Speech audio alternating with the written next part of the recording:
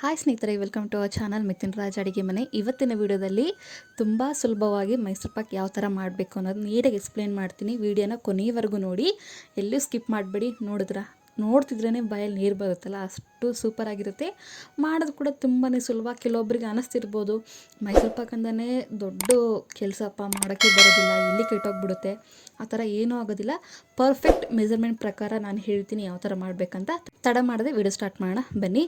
ಮೊದಲನೇದಾಗಿ ಒಂದು ಕಪ್ಪಲ್ಲಿ ಯಾವುದಾದ್ರೂ ಒಂದು ಕಪ್ಪಲ್ಲಿ ಮೆಜರ್ಮೆಂಟ್ ತೊಗೊಳ್ಳೋಣ. ಫಸ್ಟ್ ನಾನಿಲ್ಲಿ 2.5 ಕಪ್ಪಷ್ಟು ರಿಫೈನ್ಡ್ ಆಯಿಲ್ ಅಥವಾ ಯಾವುದಾದ್ರೂ ಎಣ್ಣೆ, ನಿಮ್ಮ ಹತ್ರ ಯಾವ ಎಣ್ಣೆ ಅವೈಲೇಬಲ್ ಇರುತ್ತೋ ಅದರಿಂದ ಯೂಸ್ ಮಾಡ್ಬೋದು. ನಾನಿಲ್ಲಿ 2.5 ಕಪ್ಪಷ್ಟು ಎಣ್ಣೆ ತೊಗೊತಿದ್ದೀನಿ. ತುಪ್ಪ ಏನು ಯೂಸ್ ಮಾಡ್ತಿಲ್ಲ. ನೀವು ಬೇಕಿದ್ರೆ 2 ಕಪ್ ಎಣ್ಣೆ, ಅರ್ಧ ಕಪ್ಪು ತುಪ್ಪ ಕೂಡ ತೊಗೋಬೋದು. ಇದು 2.5 ಕಪ್ಪಷ್ಟು ಎಣ್ಣೆ. ನೆಕ್ಸ್ಟ್ ಇಲ್ಲಿ ಸಕ್ಕರೆ ಬಂದುಬಿಟ್ಟು 2 ಕಪ್ಪಷ್ಟು ತೊಗೋಬೇಕು. ಯಾವ ಕಪ್ಪಲ್ಲಿ ತೊಗೊಂಡಿರ್ತೀವೋ ಎಣ್ಣೆನ ಅದೇ ಕಪ್ಪಲ್ಲೇ 2 ಕಪ್ಪಷ್ಟು ಸಕ್ಕರೆ. ನೆಕ್ಸ್ಟ್ ಇದಕ್ಕೆ 1 ಕಪ್ಪಷ್ಟು ನೀರು ಹಾಕ್ತಿದ್ದೀನಿ. ಎಲ್ಲವೂ ನೆನ್ಪಿಟ್ಕೊಳ್ಳಿ, ಪರ್ಫೆಕ್ಟಾಗಿ ಇರಬೇಕು ಮೆಜರ್ಮೆಂಟ್, ಒಂದೇ ಕಪ್ಪಲ್ಲೇ ಇರಬೇಕು ಅಳತೆ ಕೂಡ.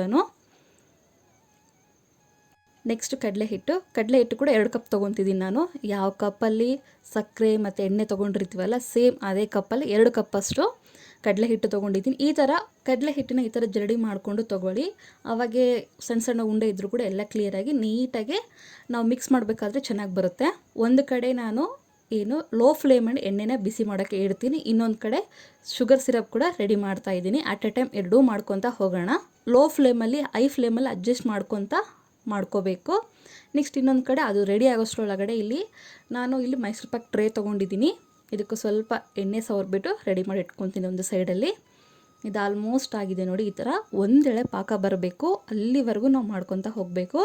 ಯಾವಾಗ ಒಂದೆಳೆ ಪಾಕ ಬರೋಕ್ಕೆ ಸ್ಟಾರ್ಟ್ ಆಗಿದೆಯೋ ಸ್ವಲ್ಪ ನಿಮ್ಗೆ ಒಬ್ಬರೇ ಮಾಡೋಕ್ಕಾಗಿಲ್ಲ ಅಂದರೆ ಒಬ್ಬರ ಸಹಾಯದಿಂದ ಸ್ವಲ್ಪ ಹಾಕ್ಕೊತಾ ಹೋಗಿ ಈ ಥರ ಕೈ ಆಡಿಸ್ತಾನೆ ಇರಬೇಕು. ಈ ಸ್ಟೆಪ್ ಮಾತ್ರ ಈ ಥರ ಒಂದೇ ಡೈರೆಕ್ಷನಲ್ಲಿ ನಿಧಾನವಾಗಿ ಮಾಡ್ಕೊತಾ ಹೋಗಿ. ಸ್ವಲ್ಪ ಸ್ಟಾರ್ಟಿಂಗ್ ಮಾಡ್ಕೊಂಡವರು ಆಲ್ಮೋಸ್ಟ್ ಕಡಿಮೆ ಕ್ವಾಂಟಿಟಿನಲ್ಲೇ ಮಾಡ್ಕೊಳ್ಳಿ. ಈ ಥರ ಮಿಕ್ಕಿದು ಕೂಡ ಹಾಕ್ಕೊಂಡು ನೀಟಾಗಿ ಎಲ್ಲವನ್ನು ಮಿಕ್ಸ್ ಆಗೋ ರೀತಿ ಈ ಥರ ಕಲಿಸ್ಕೊತಾ ಹೋಗ್ತೀನಿ.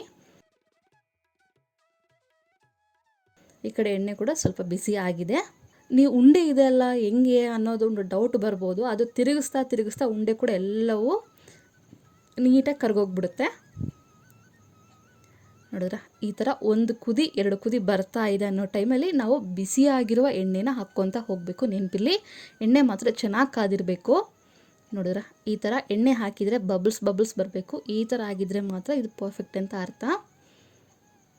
ಎಣ್ಣೆ ಹಾಕಿದ ಮೇಲೆ ಸ್ವಲ್ಪ ನಿಧಾನವಾಗಿ ಕಲಿಸ್ತಾ ಹೋಗಿ, ಇಲ್ಲ ಅಂತಂದರೆ ಸಿಡಿಯೋ ಚಾನ್ಸಸ್ ಇರುತ್ತೆ. ಈ ಥರ. ಆ್ಯಂಡ್ ನನ್ನ ಚಾನಲ್ನ ಮೊದಲನೇ ಬಾರಿ ನೋಡ್ತಿದ್ರೆ ಪ್ಲೀಸ್ ಎಲ್ಲರೂ ದಯವಿಟ್ಟು ಸಬ್ಸ್ಕ್ರೈಬ್ ಮಾಡ್ಕೊಳ್ಳಿ. ನೀವು ಸಬ್ಸ್ಕ್ರೈಬ್ ಮಾಡ್ಕೊಂಡಷ್ಟು ಹೆಚ್ಚಿನ ಪ್ರೋತ್ಸಾಹ ಸಿಕ್ಕಂಗಾಗುತ್ತೆ.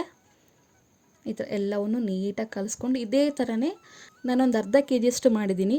ಅರ್ಧ KGಗೆ 1 KGಯಷ್ಟು ಮೈಸೂರು ಪಾಕ್ ಬರುತ್ತೆ. ಇದೇ ಥರನೇ ರಿಪೀಟ್ ಮಾಡ್ಕೊತಾ ಹೋಗ್ತೀನಿ. ನೆನಪಿರಲಿ, ಎಣ್ಣೆ ತೀರ ಕಾದಿರಬಾರ್ದು, ಹಂಗಂತ ತೀರ ತಣ್ಣಗೆ ಕೂಡ ಆಗಿರಬಾರ್ದು. ಈ ಥರ ಮಿಕ್ಸ್ ಮಾಡ್ಕೊತಾ ಹೋಗಬೇಕು. ಮಿಕ್ಸ್ ಮಾಡ್ಕೊತಾ ಈ ಥರ ಬಬಲ್ಸ್ ಥರ ಫಾರ್ಮ್ ಆಗುತ್ತೆ. ನೋಡಿದ್ರೆ ಈ ಥರ ಸ್ವಲ್ಪ ಗಟ್ಟಿಗೆ ಆಗ್ತಾ ಹೋಗುತ್ತೆ. ಏನಪ್ಪ ಮೈಸೂರು ಪಾಕ್ ಮಾಡೋದ್ರಲ್ಲಿ ಅಂತಂದರೆ ಸ್ವಲ್ಪ ಕಲಿಸೋದೊಂದೇ ಸ್ವಲ್ಪ ಪ್ರಾಬ್ಲಮ್ ಆಗ್ಬೋದು ಅಷ್ಟೇ. ಅದು ಬಿಟ್ಟರೆ ಮೆಜರ್ಮೆಂಟಿಂದ ಮಾಡಿದರೆ ಎಲ್ಲ ಸ್ವೀಟನ್ನು ಪರ್ಫೆಕ್ಟಾಗೇ ಬರುತ್ತೆ. ನೋಡಿದ್ರೆ ಈ ಥರ ನಿಧಾನವಾಗಿ ಮಾಡ್ಕೊತಾ ಹೋಗಬೇಕು. ಎಣ್ಣೆ ಫುಲ್ಲು ಕಾದ್ಬಿಟ್ರೆ ಏನಾಗುತ್ತೆ ಅಂದರೆ ಈ ಥರ ಮೇಲೆ ಹಾಕಿದಾಗ ಸ್ವಲ್ಪ ಕಲರ್ ಚೇಂಜ್ ಆಗಿಬಿಡುತ್ತೆ. ಅದಕ್ಕೋಸ್ಕರ ತೀರಾ ಹೈ ಫ್ಲೇಮಲ್ಲಿಟ್ಟು ಮಾಡ್ಕೋಬೇಡಿ. ನೋಡಿದ್ರೆ ಆಲ್ಮೋಸ್ಟ್ ರೆಡಿ ಆಗ್ತಾ ಬಂದಿದೆ. ಫಸ್ಟ್ ನಾವು ಮಾಡಿದಾಗೂ ಈಗಲೂ ಎಷ್ಟು ಡಿಫ್ರೆನ್ಸ್ ಇದೆಲ್ಲ, ಬಬಲ್ಸ್ ಥರ ಬಂದಿದೆ. ಒಂಥರ ಜೇನುಗೂಡು ಅಂತಾರೆ ನೋಡಿರಿ, ಸೇಮ್ ಅದೇ ಥರನೇ ಬರುತ್ತೆ. ಒನ್ಸ್ ಇದು ರೆಡಿ ಆಗಿದೆ ನಮ್ಗೆ ಹೆಂಗೆ ಗೊತ್ತಾಗುತ್ತೆ ಅಂತಂದರೆ ಎಣ್ಣೆನ ಹೀರ್ಕೊಳ್ಳೋದಿಲ್ಲ, ಬಿಟ್ಕೊಂಡ್ಬಿಡುತ್ತೆ ತನ್ನಷ್ಟಕ್ಕೆ ತಾನೇ. ನಾನು ತೋರಿಸ್ತೀನಿ ವಿಡಿಯೋದಲ್ಲಿ ಯಾವ ಥರ ಬರುತ್ತೆ ಅಂತ. ಇಲ್ಲಿವರೆಗೂ ಈ ಪ್ರಾಸೆಸ್ ಮತ್ತು ಎಣ್ಣೆ ಬಿಟ್ಕೊಳೋವರೆಗೂ ನಾವು ಮಾಡ್ಕೊತಾನೆ ಇರಬೇಕು. ಮೈಸೂರು ಪಾಕ್ ಮುಗಿಯೋವರೆಗೂ ಲೋ ಫ್ಲೇಮಲ್ಲೇ ಇರಬೇಕು ಗ್ಯಾಸು, ನೆನಪಿರಲಿ. ಇದು ಆಲ್ಮೋಸ್ಟ್ ಆಗಿದೆ. ಎಣ್ಣೆ ಕೂಡ ಯಾವ ಥರ ಬಿಟ್ಕೊಂಡಿದೆ ನೋಡಿ. ಎಷ್ಟೇ ಮಿಕ್ಸ್ ಮಾಡಿದ್ರೂ ಎಣ್ಣೆ ಹೀರ್ಕೊಳ್ಳೋದಿಲ್ಲ, ಬಿಟ್ಕೊಂಡ್ಬಿಡುತ್ತೆ. ಇದು ಇವಾಗ ಪರ್ಫೆಕ್ಟಾಗಿ ರೆಡಿಯಾಗಿದೆ ಅಂತ ಅರ್ಥ. ಇವಾಗ ಇದನ್ನು ಒಂದು ಟ್ರೈಯಲ್ಲಿ ಹಾಕ್ತೀನಿ, ಮೈಸೂರು ಪಾಕ್ ಟ್ರೈಯಲ್ಲಿ. ನಿಮ್ಮ ಹತ್ರ ಮೈಸೂರು ಪಾಕ್ ಟ್ರೈ ಇದ್ದರೆ ಹಾಕ್ಕೊಳ್ಳಿ, ಇಲ್ಲ ಅಂತಂದರೆ ಯಾವುದಾದ್ರೂ ಸಿಲ್ವರ್ ಪಾತ್ರೆಯಲ್ಲಿ ಕೆಳಗಡೆ ಸ್ವಲ್ಪ ಎಣ್ಣೆ ಹಚ್ಬಿಟ್ಟು ಅದರಲ್ಲೂ ಕೂಡ ಹಾಕ್ಕೋಬೋದು. ಎಲ್ಲವೂ ಈವನ್ನಾಗಿ ಸ್ಪ್ರೆಡ್ ಮಾಡ್ತೀನಿ. ಎಷ್ಟು ಸಿಂಪಲ್ಲಾಗಿ ಮಾಡ್ಬೋದಲ್ವ. ಎಷ್ಟೋ ಕಷ್ಟ ಅನ್ನೋರು ಕೂಡ ಆರಾಮಾಗಿ ಸಿಂಪಲಾಗಿ ಮಾಡ್ಕೋಬೋದು. ತುಂಬಾ ಸುಲಭ. ಬಟ್ ಏನಪ್ಪ ಅಂತಂದರೆ ಮಾಡೋ ವಿಧಾನ ಆ್ಯಂಡ್ ಮೆಸರ್ಮೆಂಟ್ ಪರ್ಫೆಕ್ಟಾಗಿದ್ದರೆ ಸೂಪರಾಗಿ ಬರುತ್ತೆ. ಇನ್ನೂ ಏನಾದರೂ ಡೌಟ್ಸ್ ಇದ್ದರೆ ಕಾಮೆಂಟ್ ಬಾಕ್ಸಲ್ಲಿ ಕೇಳಿ, ನಾನು ಡೆಫಿನೆಟಾಗಿ ಆನ್ಸರ್ ಮಾಡೇ ಮಾಡ್ತೀನಿ.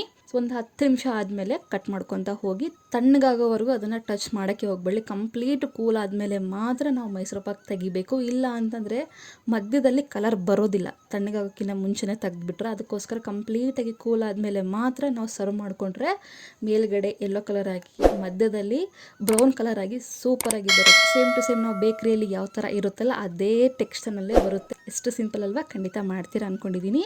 ಐ ಥಿಂಕ್ ಈ ರೆಸಿಪಿ, ಈ ವಿಡಿಯೋ ಇಷ್ಟ ಆದರೆ ಏನು ಮಾಡಬೇಕು ಗೊತ್ತೇ ಇದೆಯಲ್ಲ, ಪ್ಲೀಸ್ ನನ್ನ ಚಾನಲ್ನ ಲೈಕ್ ಮಾಡಿ, ಶೇರ್ ಮಾಡಿ ಆ್ಯಂಡ್ ಕಮೆಂಟ್ ಮಾಡಿ. ಓಕೆನಾ? ಮುಂದಿನ ವಿಡಿಯೋದಲ್ಲಿ ಮತ್ತೆ ಸಿಗ್ತೀನಲ್ಲ. ಟೇಕ್ ಕೇರ್, ಬಾಯ್.